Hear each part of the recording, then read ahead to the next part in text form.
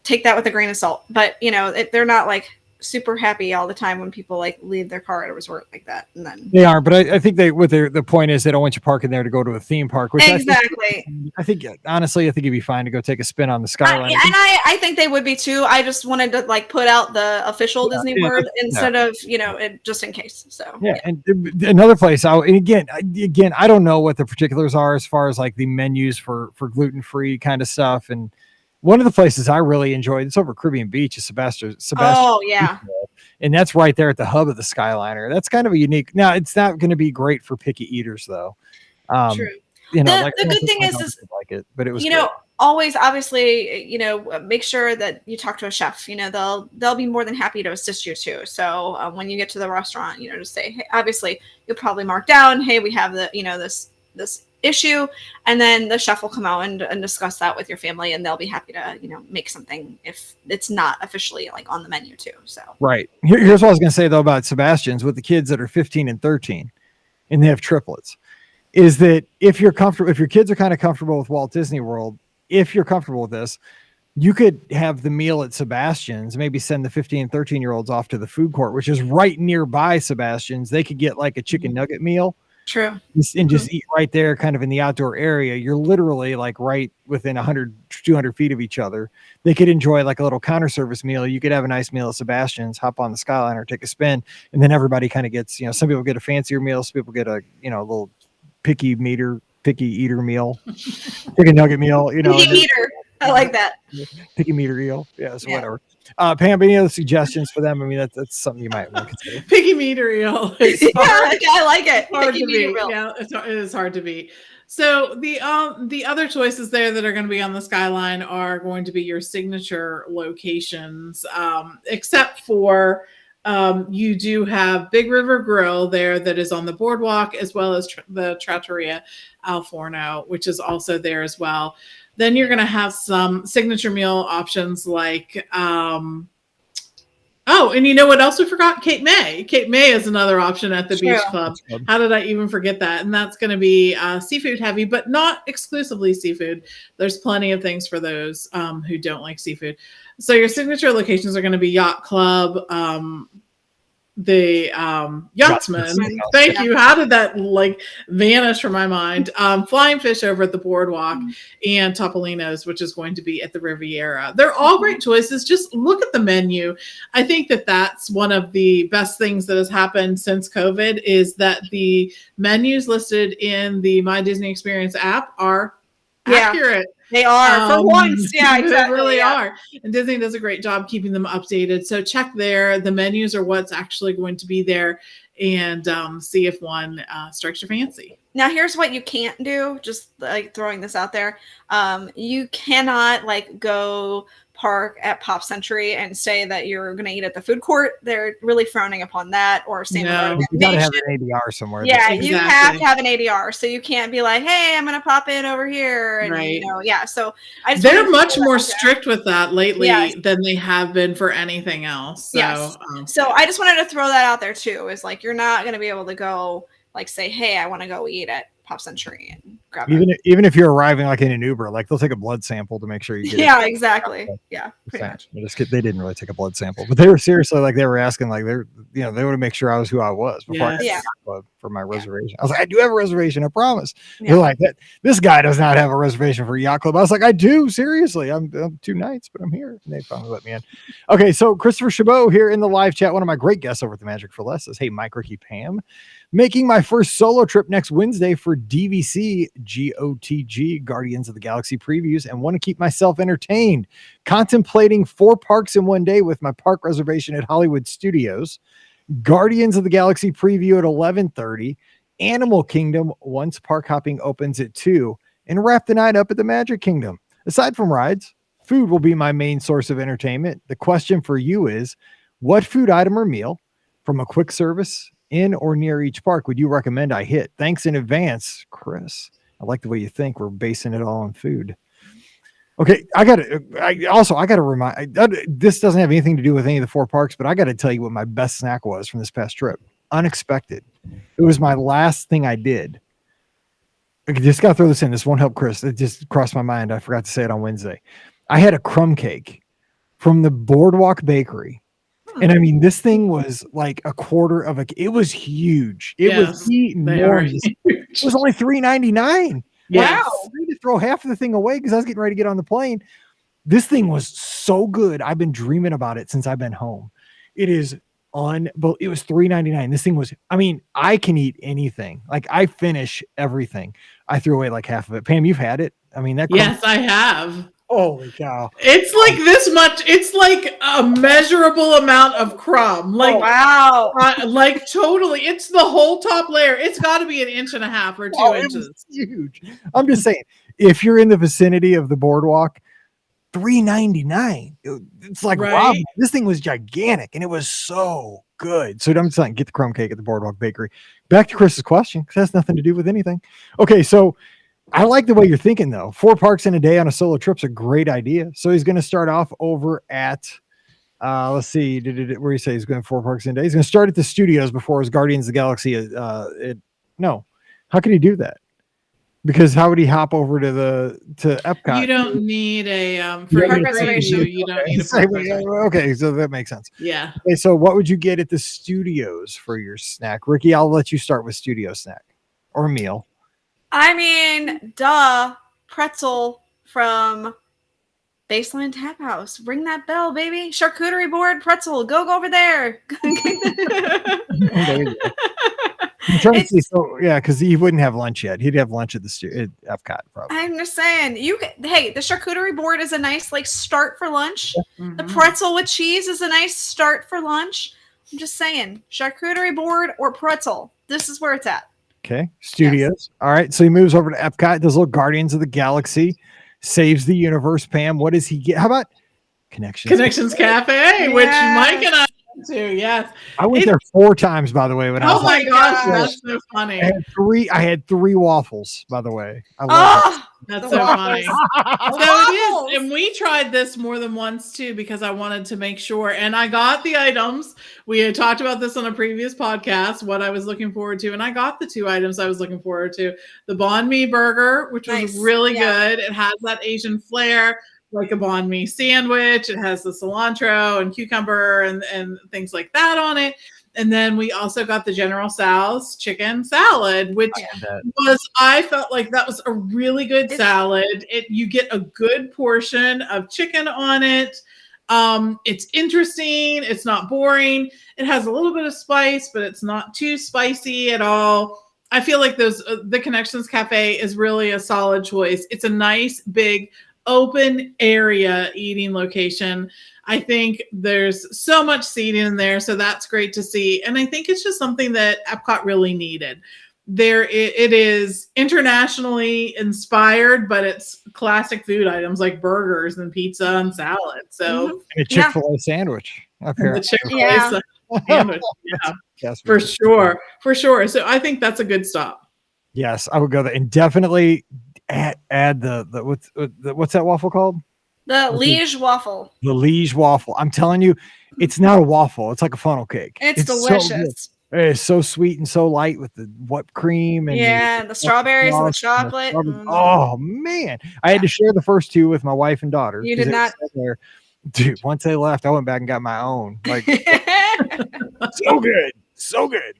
Okay, so and here pro tips, because this is what we're about. We're a podcast. Mobile order Connections Cafe on the way into the park. And then when you pass by, you just roll by, boom, your order's ready. You go in. And second pro tip for Connections Cafe, sit at the ramen table. There's actually a table there now called the ramen table. And I will tell you where it is because you can sit there because I'm not there right now. So you can borrow it. It is. You walk all the way in. You go towards the back corner exit, like you're looking out the back and you see the Guardians of the Galaxy attraction. It's the second from the corner, and you'll see a palm tree directly behind that table and the monorail track and the coaster. Best view ever for your meal. Just telling you, working to the back. Okay, the ramen table.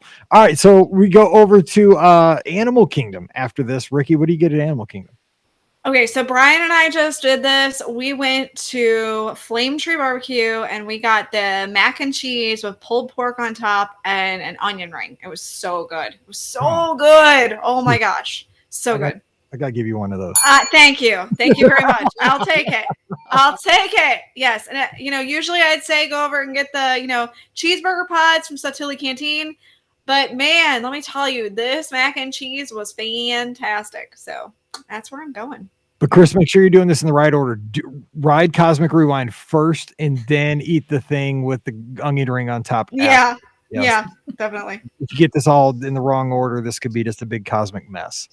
Okay, so last thing, Magic Kingdom closing out the night. You got to have a suite to finish the night. Pam, what you go to? It doesn't have to be at Magic Kingdom. Maybe like one of the nearby resorts. What do you do? I'm doing the candy shop at Magic Kingdom. I know, right? It's right there. It has some really interesting things to choose from. And they're always sort of shaking it up. If there's a holiday or some kind of celebration coming along, you're going to find a cupcake or something like that in there that celebrates whatever's going on. But since they redid it, I really like the way it is. It's so much nicer than it used to be. Mm-hmm. And you can mobile order there as well. Yes. Right? So best idea ever. Right. That's a huge bonus, but everyone will find something there that they like to enjoy. And the great thing about mobile order now is you can either choose to use it or choose not to use it. It's completely up to you. So whatever makes your heart happy. Just do that. But yeah, you'll find something definitely at the confectionery to munch on. I did have the sweet the waffle from Sleepy Hollow again. We've talked about that many times, but it is so good. It is good. It is. The Nutella waffle. Yeah.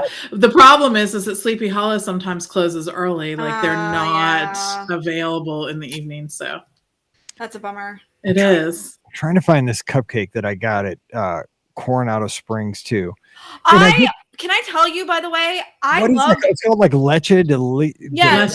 Dolce de leche. Oh, but this thing was unbelievable too. Let me tell you, that was the most genius thing I've seen Disney do. And that was the cupcake stand that they had. Everything was closed, but they had the cupcake stand. Yes, but multiple cupcakes, like choices.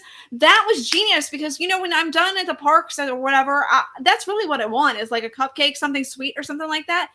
Have a cupcake rack. Let me choose a cupcake from there and let's go. Like that sounds like an awesome idea. I think that's genius. And I think the other resort hotels need to start doing this because that was fantastically genius. Well, it's because Coronado is a tease, right? Because first, what did I do? I hustled down to Rick's Cafe. Yeah. Right? The little store closed. And what do they do every time at that store when it's closed, like at 8:30 at night? They have all the baked goods right there. Yeah, right there in front. Yeah, exactly. They're asking you to rob the place. Like, that would be embarrassing, right? I got picked up for stealing a cupcake and a Danish for tomorrow from Rick's Cafe. It's no joke. Like you need a suite at the end of the night, man. Yes. You're a foot away from it. It's just you're separated by glass. Yeah, break that glass. Anyway, so yeah, that was a good thing, and so there you go. So have a great solo trip. It's gonna be a lot of fun. All right, Kevin's got an email here. My good buddy Kevin, I believe out in Ohio, says Mike. He says, "Welcome back. Here's my question. I'll be going to the Disney parks with another couple. We'll be going to Epcot twice and Animal Kingdom once. What I would love to do is have my Disney PhotoPass service take a bunch of pictures of us all together. Then I'd like to create a wall calendar based on our PhotoPass pictures and give it to the couple that we'll be in the parks with for Christmas. My concern is that there are not enough PhotoPass stations to fill up a 12-month calendar. What do you think?" Thanks, Mike. So, Ricky, you've met Kevin before. I haven't met him, but he does live. I think he lives here. Wait, he's not the one who lives here. Oh, Kevin. Oh, and yes. Kevin. Bob's best friend. Kevin Yeehaw Bob's best friend. Yes. Okay, I have met Kevin. Yes. Absolutely. We haven't crossed paths yet, but I know you met him years ago. I have. Yeah, it has been years ago. Yeah. So great friend of the show. So what would you say to him about it? I love this. That's such a sweet. I love it. It's so what about very sweet. And the good news is you are absolutely going to be able to get 12 photos, or different PhotoPass options because there really are PhotoPass photographers everywhere, and you just have to look for them. I mean, you gotta keep your eye out, and goodness knows, I definitely keep my eye out for PhotoPass photographers, especially since I did upgrade my annual pass and added the PhotoPass onto my pass this year. So I am on the lookout for them. So if you look for them, you will definitely be able to get like 12 different photos, which is so fantastic. Matter of fact, I think on my last trip just a couple weeks ago, I managed getting like 5 or 6 different photos, and that was without me really trying. So, like, or photo locations, I guess I should say. So you're absolutely going to be able to have no problem with this. I think it's a great idea. Go do it. It is fantastic. And a pro tip for Epcot is there's a lot of different spots for photos for PhotoPass in the front of Epcot, like in front of Space of Earth. Like there's a special one where you get right up on top of this like little ball looking thing, this like little orb. And it makes you, I think I posted on my Instagram. I did it with Scott over Spring Surprise. There was 5 of us. And I look like I'm a giant for some reason. You do.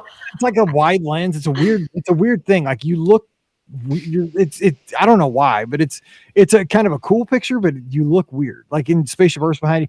So that's a fun one. They usually have PhotoPass photographers in front of Spaceship Earth and the Prism. There's usually one if there's a festival going on in front of like the sign there. So you can probably knock out 3 or 4 different poses right there in the kind of the courtyard in front of Spaceship Earth. Exactly. Yeah. In countries, they have them. I noticed they had a ton of them during Flower and Garden. Like, anytime there was like a big topiary, there was almost like a PhotoPass photographer there. Yes. Saw a lot of them this trip. There are definitely a lot of PhotoPass photographers. So you just gotta kind of look for them, and sometimes they may be just out in the middle, and you may think that they don't have a line or anything, and you just gotta go. Are you taking pictures? And most of the time they say yes. So that's the best thing I can do. Yep. No, Christopher passed up. He says, you guys give me a lot to think about. Might have to find something lighter than my typical breakfast Ronto wrap before I head to the preview of all the suggestions. Thanks again. I will say when I wrote it on now I had 2 breakfasts at that point. That morning I had the pretzel roll, ham, egg, and cheese. Nice.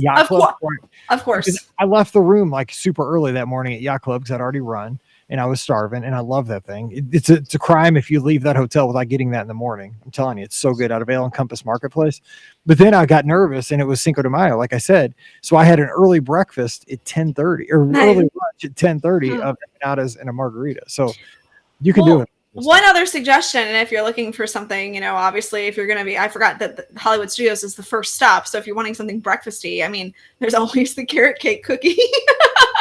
Which sounds like a terrible idea for breakfast, but you're on vacation, right? So might as well go get the carrot cake cookie. Like a donut. Yeah. Kind of. All right, let's see here. Anna's got a question. Hey, Mike, Ricky, Pam, and Scotty G. Thanks so much for keeping me entertained throughout the week. I am impressed that your podcast continues to put out content by recording early, even when you may be out of town. That's so great. Hey, that's what we do. We try. I don't like to miss shows. That's just kind of the thing. I have been considering taking a trip in December and am wondering about the swimming situation. I live in New England, so swimming in the winter is a foreign concept to me. Are the pools and water parks really open? Do people actually swim? For that matter, are the water rides open at the parks? Are value resorts more popular, crowded in the winter since people may not want to pay deluxe prices, since they may not be able to take advantage of the fancier pools, pool bars, laying out, etc.? Any insight would be great, and keep up the awesome work. Anna, spill the beans, Pam. I mean, I've been on New Year's Eve at a value resort. I mean, that pool is at capacity. It's crazy. It's true. I think I have been in the pool with your girls doing handstands on some very cold nights. Yeah, I mean, marathon weekend. Yeah. Yeah, we are.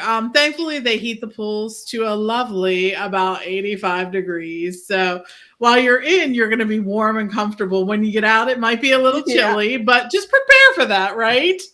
Bring something to put on as soon as you get out. But it's fun. Let's just face it.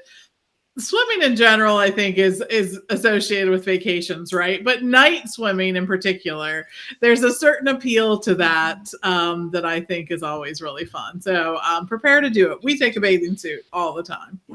And it's really, I mean, at Walt Disney World, it's even in December, January, February, there's no difference. Like, value, moderate, deluxe as far as people staying. I mean, because there'll be people swimming in, over marathon weekend in the feature pool at the Polynesian going down the slides. Like Pam said, it's heated and you still get nice days, especially during the day. Mm-hmm. And you do. And people there at night. I mean, it gets down the 40s and there'll still be people swimming. I mean, that's true. And the water rides are open in the parks. Occasionally they'll have a refurb or something like that, but usually that's like in the January, February time slot. So not December. And like for example, on Splash Mountain, in the summer, they have the giant water cannon that sprays water right at the beginning when you're like going around the loop outside, and you inevitably get that's where I get soaked, is that stupid water cannon.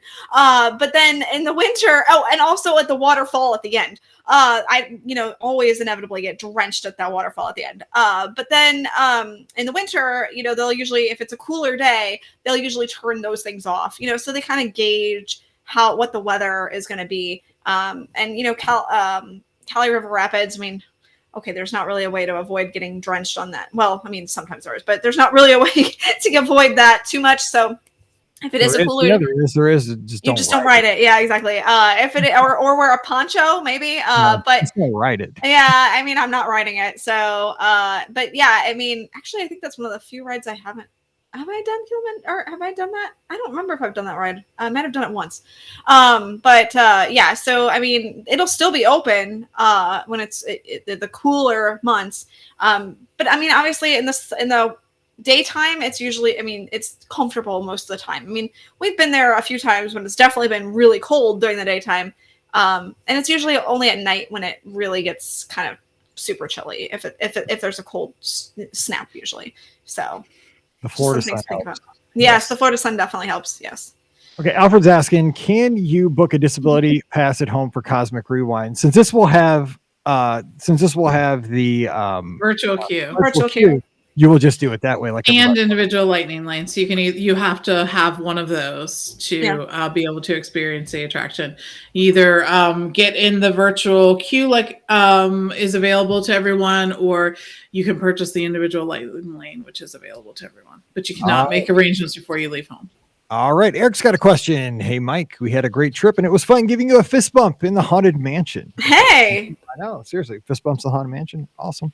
I had a quick question about getting something from Germany shop online. We almost purchased a beer stein with a piece of the Berlin Wall on it in the Germany store for my boys. We decided it was too expensive, and then later decided to get it for them as Christmas gifts.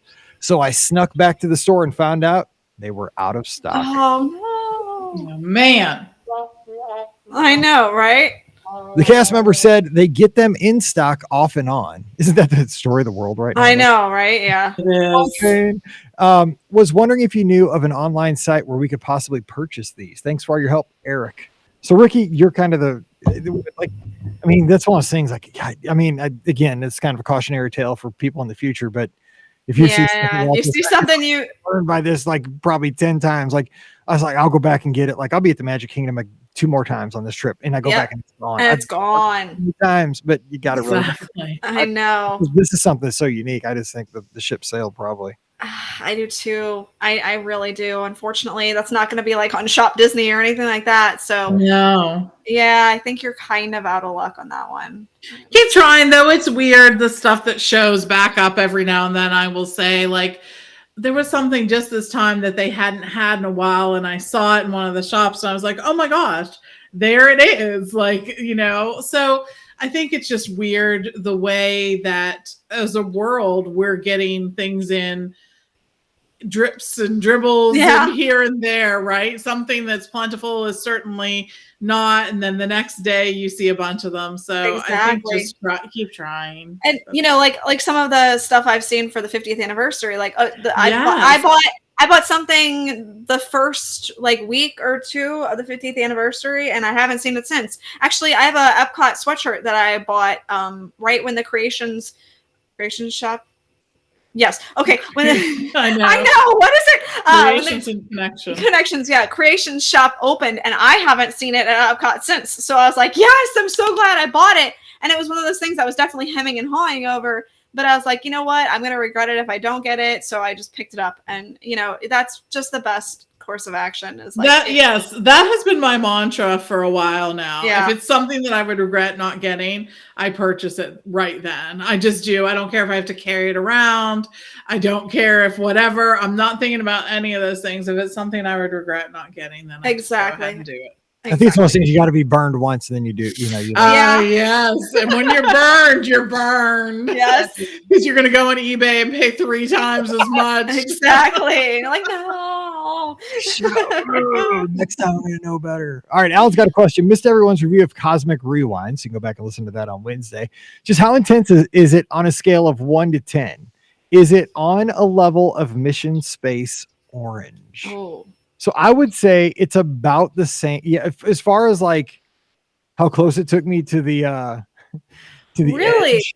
I would compare it with Mission Space Orange for me. And again, it's gonna be different for everybody. It is going to be different just because the Yes. intensity for me, and that's what I think everyone's so different. For me, the intensity of a ride doesn't bother me. Like if it's a real thrill ride, that isn't what it is for me. For me, it is a spinning or a screen with a ride. And this has both. And so, I know, right? Yeah. So that kind of thing. But yeah, it's going to be different for every person. This is going to be, I think, the hardest attraction to point to and say, it's like this. If you can do this, you can do that. Yeah, I'm wondering because the thing is too, like sometimes like people can't deal with one of the things gets me, like we have a thing in St. Louis called the Metrolink. I mean, it's kind of like being on the Skyliner or being on the TTA. I can't sit riding backwards. I do not like to ride backwards. So if I'm ever like in a Skyliner bucket with you or we ride, you have to ride. Yeah, because I've done it with you before. I had to ride backwards. Yes. I like to face forward because it can make me feel kind of queasy going backwards. So I mean, in this coaster, obviously, I mean, you're riding backwards. Everest has always made me feel like I'm going to like puke. Like when it goes backwards for that 10 seconds, like, and I get tense, but it's over. So there's a lot of things. Like, I mean, some people have issues with screens. People have issues with spinnings. People have issues going backwards. So there's a lot of things that could catch you. But I think it's over pretty quickly. So I think you can handle it. I think I will have been, because I don't think you rode it, Mike, and I don't know if you've ridden it, Pam. If it's like the ride of Wizarding World of Harry Potter, the Gringotts, Escape from Gringotts. I'm wondering, because obviously I've done that, so that'll be like the best gauge after I ride it. I think that's less intense. You think Gringotts is less intense, or Cosmic Rewind? Gringotts. I think Gringotts is less intense. Well, I mean, obviously I've done both. I'll be able to say if you've done Gringotts, you can or can't, do this. So that'll help. I think that will help people in the future if they at least have been over to Universal. And I think I did Gringotts. Is that the one? There's two of them. What's the other one? You might have done Gringotts actually. Now that I think about it, because that's the one where I didn't do the one where you're riding on the broom. No, then you have done Gringotts. You have done Gringotts. Yeah, and I didn't like that. That made me feel ill. But this didn't.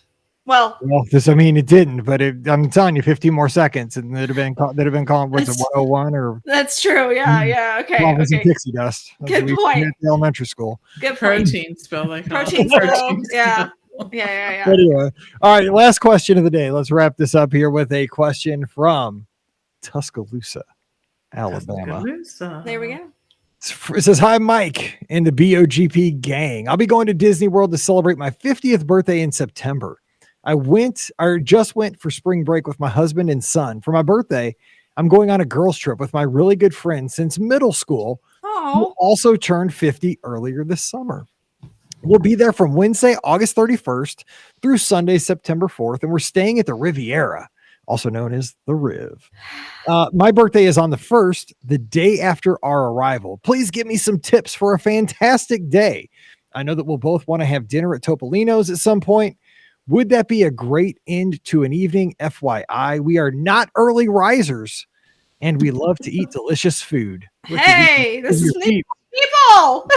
I can't wait to hear what y'all suggest. Thanks, Donnelly, down in Tuscaloosa, Alabama. She says, "Roll Tide, Mike. Roll Tide, Donnelly."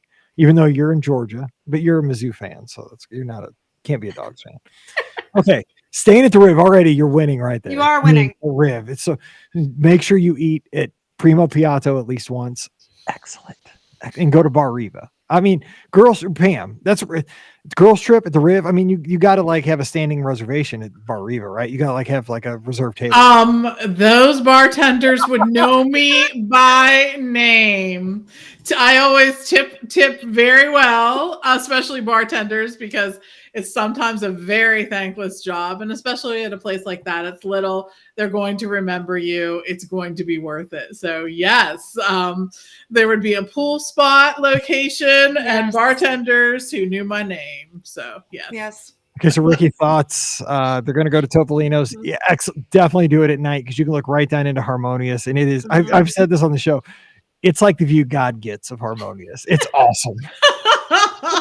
God stays at the Rib. I bet he stays for the 3-bedroom. I'm just gonna say. Amen, brother. Oh my gosh, that took a turn I was not expecting. Honestly, don't know how I can come back from that. So no, I think you've got the right plan. It depends. I mean, obviously it's your birthdays, so you plan like the two things that you really want to do for your birthday. It sounds like one of them is Topolino, which is awesome. But if you want to do the parks that day, plan for one thing that you really, really want to do in the parks that's like kind of extra or special or things like that. If you want to do a pool day, plan to do something really awesome for a pool day. Just make sure you plan what you really, really, really want to do for that day. I think that's kind of like what I look for my birthday. Brian and I are talking about my birthday trip in July. And the one thing that I kind of want to do this year for my birthday is I kind of want to do the H2O glow nights. Like I have never done it. I hardly ever go I haven't been to the water parks in probably 15 years. I mean, like it's been a long time at this point. So last time you went, it was river country. I know, right? Exactly. So it's kind of one of the things that I'm thinking about adding on. So think about if there's something you want to add on, like a dessert party or, something like that. Like just try to decide what you really want to do for your birthday and make it happen. Like that's kind of the best advice I have is like, take that and make your birthday the next level by just doing one little tweak. So yeah. They need to do capture your moment. Oh, that's a good call. Sure. That's a good one. All the friends. Because you're best friends and yes. Capture that moment. This is a special weekend. That is actually a fantastic idea, Mike. I love that idea. Good job. It's what I do for a living. I mean, I got you. I hit the ding button on that one. Yeah. Yeah. I love that idea because I have a really good friend. My one really good friend I'm going on the cruise with. I've known her actually since I was in 3rd grade. So that's going to be really cool. So I'm trying to figure out like what kind of special things I can do with her on the cruise. It's a little different, obviously, because it's cruise versus, Disney World, but I'm still trying to think of what we can do, like to really get plenty of trouble on a cruise. We are definitely going to get into a lot of trouble on the cruise. Yeah, she's kidless, and I'm with a really good friend, so we're both in big trouble. You're fine. All right, so hey, have a great trip, Donnelly. Happy 50th birthday later this year, and roll tide. And that's going to do it for today's show. Questions on a Friday, but we'll get back to Wednesday because I can't handle all this change. I'll be all confused all weekend now because of this swapperoo here. Yeah. All right. Don't forget, as always, the podcast brought to you by the Magic for Less Travel. We are booking the podcast cruise for 2023. Again, it's July 3rd to the 7th on the Disney Wish. Sail with myself, Pam, Ricky, Scott, tons of listeners of the show. We're going to have so much fun sailing to the Bahamas. We're going to go to Castaway Cay. We're going to have a day at sea. We're going to have lots of group events. So if you want more information, just go by themagicforless.com, fill out that quote form, mention the BOGP cruise, and we'll get you the information, some pricing and availability, and we'll see if we can get you on that ship. It's going to be awesome. Pam and Ricky will be on that ship here very soon, so we'll be talking about the particulars on that. But you want to get the pricing right now, lock in, because the pricing is always best early, and now's the time to book. So again, check them out. All your Disney trip planning needs over at themagicforless.com. Please also use our Amazon affiliate link, beourguestpodcast.com/Amazon. And also a very special thank you to the patrons of the Be Our Guest podcast. You allow us to do this show each and every week, put it out all around the world. Couldn't do it without you. And our patrons get that bonus show called Mike in the Midwest every week. Coming over, patreon.com/Be Our Guest podcast. Give Ricky a follow on the social media. She's getting ready to go to Disneyland at Ricky Nibs. Give Pam a follow on the social media. She's getting ready to go to Disneyland too at TMFLT Pam. Give me a follow on the social media. I'm just kind of hanging out back in St. Louis for a little bit, but I'll be going to Disneyland too in a couple months. That's Be Our Guest Mike. We're all hitting the West Coast. It's crazy. All right. We are going to have a live show this Sunday night. So here in about 48 hours, we want to take your calls and talk about Cosmic Rewind. We could talk about Connections Cafe. We could talk about Drawn to Life. We could talk about anything you want to talk cheerleading. We got to do a lot of that over at ESPN. We had some fun stories about that. So just talking Disney in general. So if you want to call us Sunday night, 7 o'clock Eastern, 6 o'clock Central, Facebook and YouTube, drop on in and give us a call. All right, we're going to get out of here and let you get on with your weekend. So for Ricky and Pam, I'm Mike, wishing you an awesome weekend. Stay safe, stay healthy, and we'll see you real soon. Yay. Yes. Good stuff. And Kelsey, to answer your question about if you missed the first pass holder preview, I'm sorry to tell you, unfortunately, they're not going to reopen it. So you missed it. I'm sorry. Bearer of bad news. I know. I hate being the bearer of bad news. It makes me sad. But I didn't want her to leave, leave it hanging because, it was at least something I could answer. So I wasn't going to bear bad news. I'm sorry. I'm sorry, Kelsey. All right. Well, we'll talk to you, ladies. All right. We'll see y'all. Oh, yeah, because we'll have to. You're going to record with Scott next week, so we're good. I'm yeah. So I'll see you in 2 weeks. Have fun. Right. Yeah, I'll have gotten on Guardians by then too. So yes, because I go to Disneyland, come back for 2 days, go to Walt Disney World. Yeah, for that's 2 like days. my way. God, And then, life. although I may or may not have jury duty that Monday, so we'll see what happens. I hope you get sequestered. Thanks, Mike. You're the best. I'll keep you posted if I do. All right. See y'all.